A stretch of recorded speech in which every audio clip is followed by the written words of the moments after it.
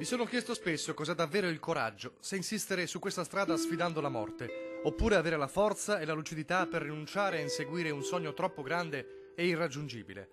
Non ho una risposta e non la voglio nemmeno trovare, semplicemente mi fermo qui, ma a testa alta. La sua meta personale stavolta non la raggiungerà, ancora troppo vicino quell'orrore, ancora troppo forti le conseguenze dell'incubo. Si era salvato per miracolo Aristide Barrault, giovane stella francese del rugby, da quella notte di paura al Bataclan, nella sua Parigi. Salvo ma gravemente ferito a un polmone e a un piede, nella stessa pioggia di proiettili e sangue che aveva visto morire Valeria Solesin. A Mogliano, dove giocava nella squadra cittadina, erano stati momenti di grande apprensione e paura, finché il 28enne era stato dichiarato fuori pericolo e poi con grande coraggio era tornato a giocare.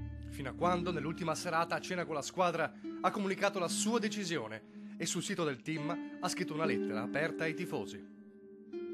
Ho bisogno di continuare a curarmi nel corpo e nella testa. Sono stato in battaglia dal primo giorno, da quando mi sono svegliato più morto che vivo, scrive.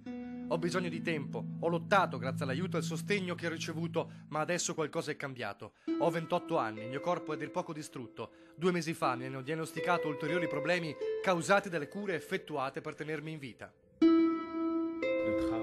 1 anno e 5 mesi di lotte e sacrifici, tanto tempo dedicato a raggiungere un obiettivo che significava tornare alla normalità, perse in pochi attimi di follia. Aristide lascia, ma promette di tornare forse ancora un giorno. Non ora.